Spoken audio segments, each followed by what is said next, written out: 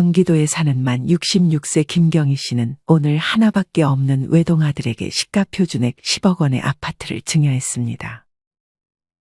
이유는 정말 단순했습니다. 남들 다 받는 기초연금을 자기만 받지 못하는 것이 억울하다는 이유에서였습니다. 이제 만족해? 김 씨의 남편은 이런 김 씨의 결정이 마음에 들지 않았습니다. 남들처럼 성실하게 세금 냈으면 나도 받을 건 받아야죠.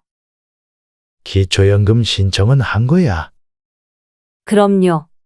어차피 저희가 뭐 생활비가 많이 나가는 것도 아니고 이제 공짜 돈 받으면서 마음 편하게 지낼 수 있겠네요.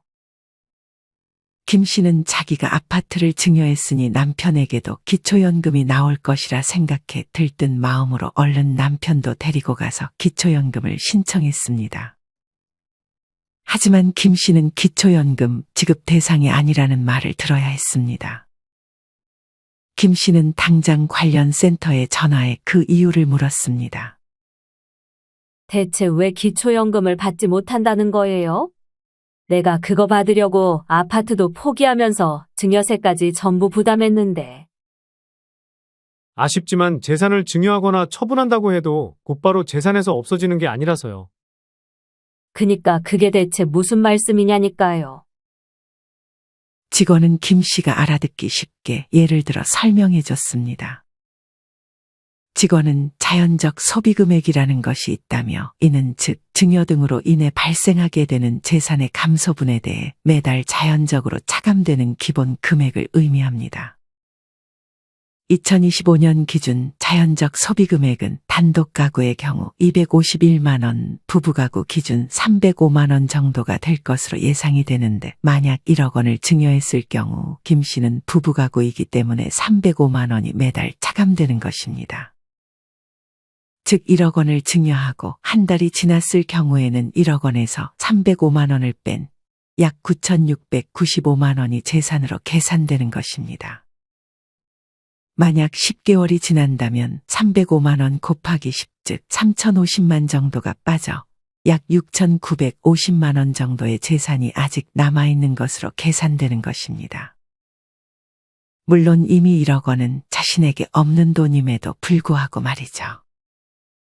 김 씨의 경우 시가표 준액 10억 원의 아파트였기 때문에 매달 305만 원씩 차감돼 완전히 재산상에서 10억 원이라는 금액이 차감되려면 33개월 정도가 지나야 합니다. 이는 증여세나 상속세를 납부했는지와 관계없이 모두 반영되는 것입니다. 김 씨는 그제서야 직원의 말을 이해하고 자신의 무지로 인해 원치 않았던 결과를 받아들여야 했습니다. 불행히도 김 씨의 남편도 이 같은 사실을 알지 못했습니다. 아니, 나한테 없는 거면 바로 재산에서 빼줘야 되는 거 아니에요? 대체 왜 그렇게 정한 거예요? 김 씨는 인정하기 싫은 마음에 직원에게 화풀이를 했습니다. 아무래도 자식들에게 편법으로 증여하는 걸 막기 위해 이런 제도를 만든 것 같습니다. 직원은 친절하게 김 씨에게 설명해 줬습니다. 김 씨는 울며 겨자 먹기로 남편에게도 이 사실을 알렸습니다. 그러게 내가 그냥 기초연금 받지 말자고 했잖아. 겨우 몇 푼 더 받아보겠다고 이게 뭐야? 당장 아들한테 준 아파트라도 가져와요. 이제 와서 그걸 또 어떻게 달라 그래? 그때 분명 저희가 완전히 주는 건 아니고 그냥 가지고만 있으라 잘 설명했잖아요. 김 씨는 그렇게 곧장 아들에게 전화를 걸었습니다. 엄마, 죄송해요. 뭐가 죄송하다는 거야? 실은 제가 증여해주신 아파트로 담보대출을 받았어요. 뭐? 너 지금 제정신이야? 그 돈은 어떻게 됐는데? 정말 괜찮은 사업 아이템이 있었는데 이렇게 빨리 망할 줄 몰랐어요. 그 돈을 홀라당 날렸다는 거야? 아들은 그새를 못 참고 아파트로 담보대출을 받아 사업을 했는데 몇 달 만에 그 돈을 모두 날려버린 것이었습니다. 김 씨는 그저 자기 자신을 탓했습니다. 김 씨와 남편은 결국 더욱 허리띠를 졸라매며 쉽지 않은 노후를 보내게 생겼습니다.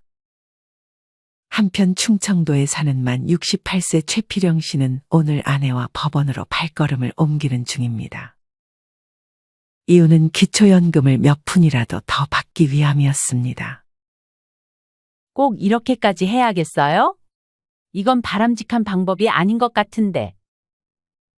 최 씨의 아내는 이런 최 씨의 행동이 이해가 되지 않았습니다. 한 달에 우리 둘이 합하면 10만 원 가까이도 더 받을 수 있다니까. 이혼했다 하고 그냥 같이 살면 그만이지. 누가 설마 우리를 감시라도 하겠어? 최 씨는 국민연금 연계 감액제도와 부부 감액제도에 큰 불만이 있었습니다. 국민연금 연계 감액이란 국민연금을 기초연금의 150% 초과해서 받을 경우 기존 연금액의 50%까지 감액하는 제도입니다. 부부 가구일 경우 여기에 더해 20% 추가로 감액이 됩니다. 계산을 해보면 2025년 단독 가구 기준 최대로 받을 수 있는 기초연금은 34만 3,510원인데 여기서 150%는 51만 5,300원 정도입니다. 즉 51만 5,300원보다 국민연금을 더 받는 경우에는 기초연금이 최대 17만 1,800원까지 감액당할 수 있는 것입니다. 최 씨와 아내는 공교롭게도 각각 100만 원 정도의 비슷한 국민연금을 받고 있었습니다. 최 씨처럼 국민연금 100만 원을 받을 경우 기초연금 최대 금액인 34만 3,510원에서 약 9만 7천 원 정도가 국민연금 연계 감액으로 인해 감액되어 24만 6천 원 정도 받게 됩니다. 하지만 여기서 끝이 아닙니다. 부부가구의 경우 여기서 20% 추가 감액이 되어 24만 6천 원에서 20% 감액된, 즉 0.8을 곱해줘야 합니다. 그럼 최 씨는 한 달에 19만 7천 원 정도의 기초연금을 받게 되는 것입니다. 아내도 최 씨와 비슷하게 국민연금을 100만 원 정도 받기 때문에 아내도 원래 받을 기초연금에서 5만 원 정도 덜 받게 되는 것이었습니다. 부부 둘이 합해 총 한 달에 10만 원 정도 더 받아보겠다고 최 씨는 아내와 위장 이혼을 하러 법원을 찾은 것이었습니다. 최 씨는 그저 서류상만 이혼할 뿐 어차피 헤어질 생각은 없었기 때문에 손해보는 장사는 아니라고 생각했습니다. 최 씨는 자신이 잘못하는 게 아니라 나라가 위장이혼을 부추기고 있다며 나라 탓을 했습니다. 사실 최 씨처럼 기초연금을 더 받아보겠다고 위장이혼을 하는 것은 절대 바람직하지 않지만 크게 봤을 때 제도적으로 문제가 있다는 사실은 부인할 수 없는 것 같습니다. 여러분은 최 씨처럼 연금을 더 받기 위해 위장이혼을 하는 것에 대해 어떤 생각을 가지고 계신가요? 최 씨는 여기서 그치지 않고 외국인들에게 혜택을 주는 것도 비판했습니다. 외국에 살다 다시 들어온 노인들한테 대체 왜 우리의 아까운 세금을 줘야 하는 거야? 그 사람들이 우리나라에 어떤 기여를 했다고? 세금도 안 내거나 얼마 내지도 않는 사람들인데 말이야. 최 씨의 말처럼 우리나라에서 기초연금을 타는 복수국적을 가진 노인이 무려 5,699명이나 된다고 합니다. 이는 해마다 늘어 최근 10년 새 5배에 달하고 있습니다. 심지어 복수국적자에게 지급한 기초연금액이 2014년과 비교해 무려 9.3배로 급증했다고 합니다. 최 씨의 말도 이해가 갑니다. 사실 복수국적자들은 인생 대부분을 장기간 해외에서 지내며 국내에서는 세금을 거의 내지 않는 등 우리나라에서 실질적인 재정 기여도가 거의 없었기 때문입니다. 아직 우리나라는 세금을 부담하지 않았을 가능성이 높은 복수국적 노인이라 하더라도 소득 하위 70%라는 기준만 충족하면 그 어떤 제한도 없이 다른 국민들이 성실하게 낸 세금으로 기초연금을 지급했습니다.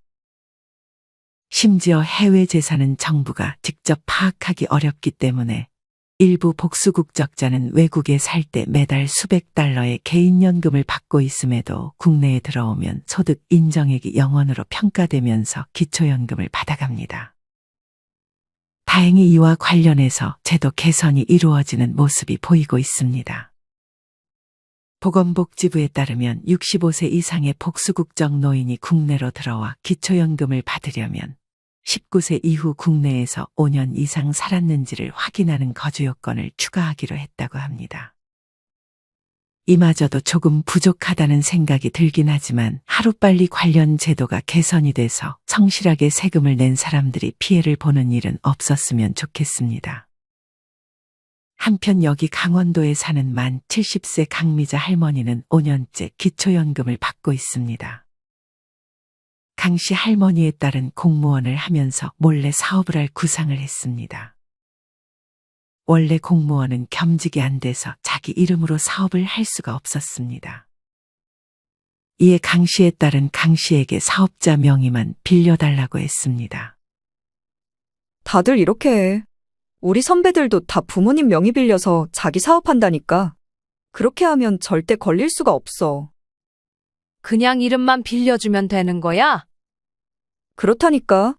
나머지는 내가 알아서 할게. 사업해서 돈 벌면 엄마한테 용돈도 주고 일석이조라니까. 강 씨 할머니는 그런 딸의 말만 믿고 자기의 명의를 딸에게 빌려줬습니다. 하지만 다행인지 불행인지 딸이 하던 사업에서 돈이 벌리기 시작했습니다. 역시 내 딸 참 똑똑하다니까. 그치? 내 말대로 하길 잘했지? 하지만 이내 강 씨 할머니는 청천벽력과도 같은 말을 들어야 했습니다. 다름 아닌 기초연금이 반의 반으로 뚝 떨어졌기 때문이었습니다. 딸이 강 씨의 이름으로 한 사업에서 번 돈이 강 씨 할머니의 소득으로 잡힌 것이 원인이었습니다. 걱정 마, 엄마.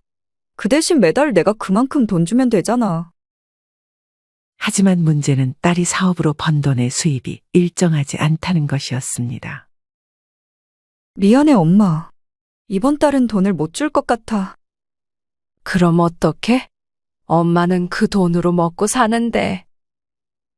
다음 달에 내가 어떻게든 벌어볼게. 딸은 불규칙적으로 강 씨 할머니에게 돈을 주기 시작했습니다. 어떤 달은 조금 많이 주긴 했지만 어떤 달은 딸에게서 한 푼도 받을 수 없었습니다. 강 씨 할머니는 그냥 마음 편하게 일정하게 규칙적으로 나오는 게 좋았지만 이제는 다음 달에 돈을 받을 수 있을지 없을지 확신하지 못한 채로 불안감을 안고 살아가야 했습니다. 강 씨 할머니는 그렇게 딸에게 명의를 빌려준 것을 후회했습니다. 한편 여기 경상도에 혼자 사는 만 67세 백두석 씨가 있습니다. 백 씨는 현재 시가 5억 원 아파트 2채를 가지고 있었습니다. 그중 한 채는 3억 원의 전세를 주고 있었습니다. 백 씨는 술을 마시며 친구와 대화를 나누다 기초연금에 대한 이야기가 나왔는데 혹시 자신도 기초연금을 받을 수 있는지가 궁금했습니다. 백 씨는 당연히 못 받겠거니 해서 신청을 하지 않고 있었는데 받을 수 있다면 굳이 이걸 거부할 이유는 없었습니다. 어릴 때부터 워낙 공부를 잘했던 백 씨는 스스로 이에 대한 정보를 찾아보기 시작했습니다. 이때 당시 시가 표준액은 시가의 60%였고 백 씨가 소유한 아파트의 시가는 각각 5억 원이었기 때문에 5억의 60%, 즉 5억에서 0.6을 곱하면 3억이었고 두 채의 시가 표준액을 더하면 6억이 됩니다. 여기서 중소도시에 살고 있던 백 씨는 8,500만 원을 공제받아 6억에서 8,500만 원을 빼주면 5억 1,500만 원이 됩니다. 여기서 전세보증금의 경우 해당 아파트 시가 표준액의 50%까지 공제가 돼서 3억의 50%인 1.5억이 추가로 공제가 됩니다. 5억 1,500만 원에서 1억 5천만 원을 빼주면 3억 6,500만 원이 되고 다시 여기서 소득환산율 4%를 적용해준 후 12개월로 나누면 약 121만 원이 백 씨의 소득인정액이 되는 것입니다. 물론 이외에도 재산이 있었지만 그 이외의 것들을 다 더해도 2025년 단독가구 기준 예상 기초연금 선정 기준액 228만 원 이하였기에 백 씨는 기초연금 지급 대상자였습니다. 백 씨는 원래부터 기초연금을 받을 수 있었지만 지난 2년간 기초연금을 받지 못하고 있었던 것이었습니다. 백 씨는 같이 술을 마신 친구 덕에 기초연금을 신청해 매달 받는 연금이 추가돼 친구에게 비싼 술을 한 번 사줬습니다. 백 씨의 친구는 자기 아는 지인이 있다며 똑똑한 백 씨에게 자기 지인도 기초연금을 받을 수 있는지 물었습니다. 이후 친구의 전화에 친구의 지인 고 씨가 술자리에 얼굴을 비쳤습니다. 이번 일을 계기로 기초연금에 대해 아주 잘 알게 된 백 씨는 어떤 부분이 궁금한지 물었습니다. 제가 기초연금을 지금 받고 있는데 돈 벌면 월급이 나오니까 그것 때문에 기초연금을 못 받게 되는 게 걱정이라서요. 만약 이래서 돈 버는 대신 기초연금 못 받게 되면 차라리 놀면서 기초연금 받으며 생활하는 게 낫지 않아요? 꼭 일을 한다고 기초연금을 못 받는 건 아니에요. 물론 근로소득도 소득인정액에 반영이 되는데 2025년 근로소득 기본공제는 아마 111만 원 정도가 될 것 같아요. 그만큼 공제를 받고 계산하는 거라 엄청 크게 깎이진 않을 거예요. 혹시 한 달만 일해도 그게 반영이 되나요?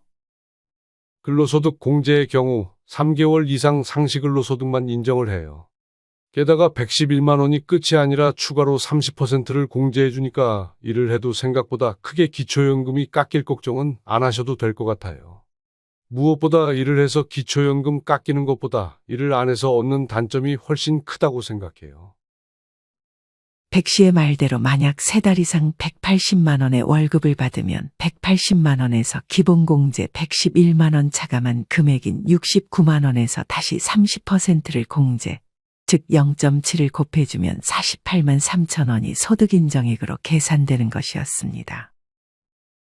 들어보니 예금이나 따로 집도 없으신 것 같으니까 그걸 다 더해도 그렇게 많이 깎이진 않을 것 같아요. 그냥 일하시는 게 더 좋아 보이네요. 감사합니다. 도움이 많이 됐습니다. 추가로 실업급여나 공공근로소득, 기초생활보장급여나 장애수당, 아동수당, 자활근로소득은 소득에 포함되지 않는다는 점 알고 계시면 좋을 것 같아요. 만약 나중에 산재급여를 받게 되면 그거는 소득의 100% 반영이 돼요. 친구의 지인은 많은 도움을 받았다며 자기가 대신 술값을 계산했습니다.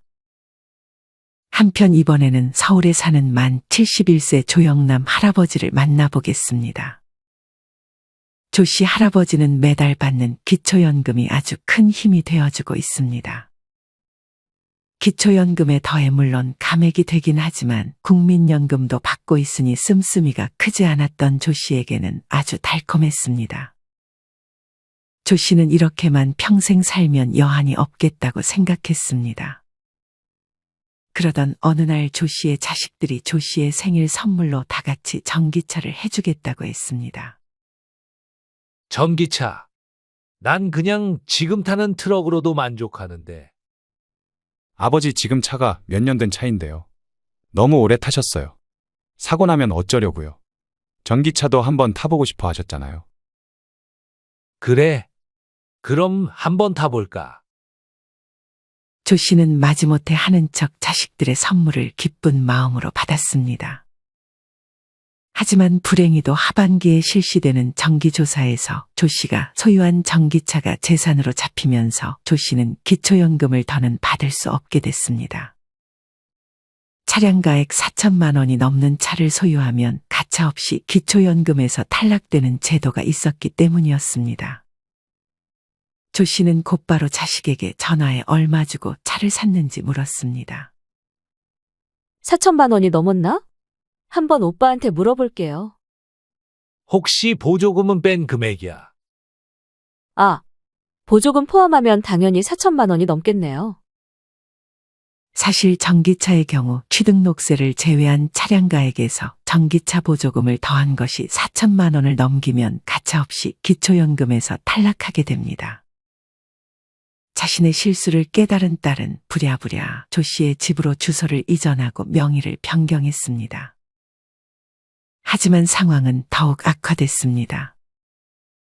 주소를 이전하는 과정에서 딸의 소득이 조 씨의 소득과 합산되면서 조 씨의 근로장려금 신청까지 불가능해진 것이었습니다.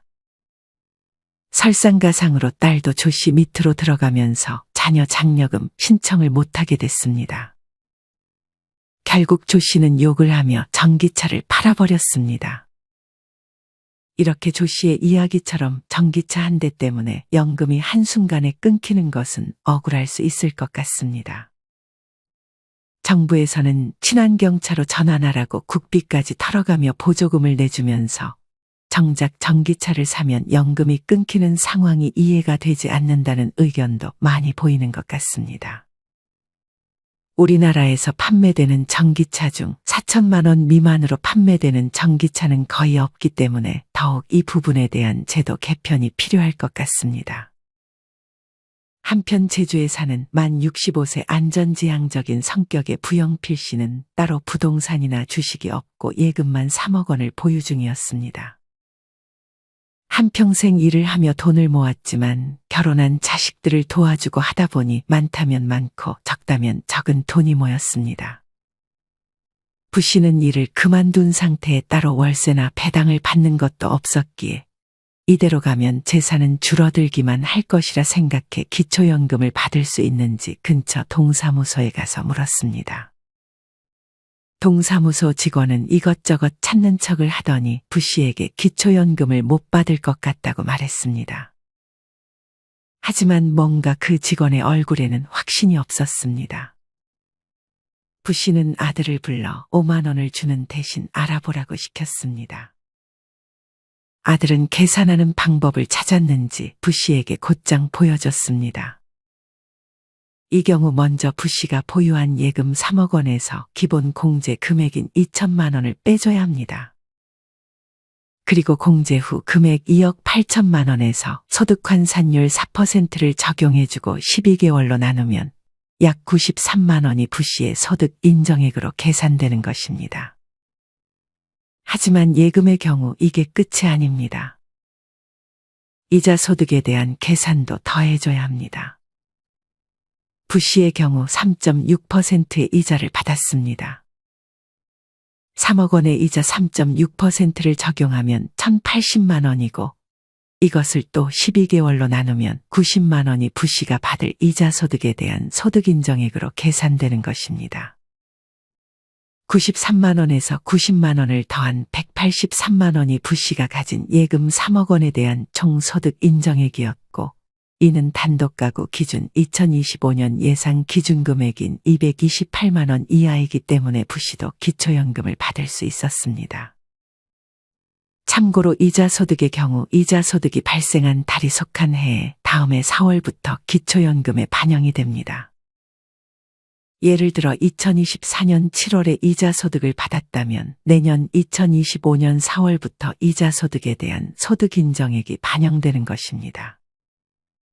부 씨는 비록 소정의 금액이지만 그래도 한 번의 귀찮음만 감수하면 공짜로 돈을 받을 수 있었기에 귀찮음을 감수하고 기초연금 신청을 했습니다. 한편 부 씨의 친구 정교상 씨는 현재 생계급여를 받으며 생활하고 있었습니다. 정 씨는 가족이 없었고 부 씨와만 가끔 교류를 하고 있었습니다. 정 씨는 생계급여를 받는 자신도 기초연금을 받을 수 있는지 궁금해 부 씨에게 도움을 청했습니다. 부 씨는 아들에게 알아보는 김에 이 부분도 알아봐 달라고 부탁했습니다. 아들은 흔쾌히 관련 정보를 찾아줬습니다. 내년에 생계급여 76만 원을 받는다고 하셨죠? 이 경우에 기초연금을 받긴 받을 수 있는데 그만큼 생계급여에서 깎이는 것 같네요. 아들은 예를 들어가며 설명을 해줬습니다. 만약 내년도 생계급여 76만 원을 받는다고 가정했을 때 여기서 기초연금 34만 원을 받게 되면 20일에 지급되는 생계급여는 생계급여에서 기초연금이 차감되어 즉 76만 원 빼기 34만 원을 한 42만 원이 지급됩니다. 그리고 이후 기초연금이 지급되는 25일에 기초연금 34만 원이 지급되고 여기다가 기초연금 추가 금액 10%가 더해져 3만 4천 원이 더해진 37만 4천 원을 받게 되는 것입니다. 그럼 총 79만 4천 원을 받게 돼서 기존 생계급여만 받았을 경우 받게 되는 76만 원보다 3만 4천 원 정도를 더 받게 되는 것이 됩니다. 여기서 기초연금 추가 금액의 경우 30에서 50%까지 늘어날 가능성도 있다고 하니 만약 늘어나면 이보다 더 많은 금액을 받을 수 있게 됩니다. 하지만 생계급여 수급자라고 무조건 기초연금을 신청하는 것이 좋은 것은 아니라고 합니다. 수급자의 다른 소득 인정액이나 의료비 본인 부담금 등이 얼마나 나가는지에 따라 달라지기 때문에 이 부분은 정확히 계산해 보는 것이 중요합니다. 이처럼 기초연금은 어떻게 보면 노후에 최소한의 삶을 누릴 수 있게 도와주는 좋은 혜택이다 보니 많은 분들이 기초연금을 받고 싶어 하지만 정작 어떤 기준으로 계산되고 어떤 조건을 갖춰야 하는지 잘 모르는 경우가 많은 것 같습니다. 내가 못 받을 거라고 생각하는 분들 중에 실제로 받을 수 있는 경우도 많습니다. 기초연금은 매년 바뀌는 제도이기 때문에 어떤 점이 변화하는지 꼭 한 번씩 체크해서 1년에 2번 실시하는 조사에서 기초연금이 탈락하거나 원래 받던 것보다 깎여서 생활이 힘들어지는 일이 없으셨으면 좋겠습니다. 오늘의 영상이 도움이 되셨기를 바라며 이상으로 오늘의 영상을 마치겠습니다. 우리 모든 구독자분들의 행복한 여생을 응원합니다. 다음에 더 좋은 내용으로 찾아뵙겠습니다. 감사합니다.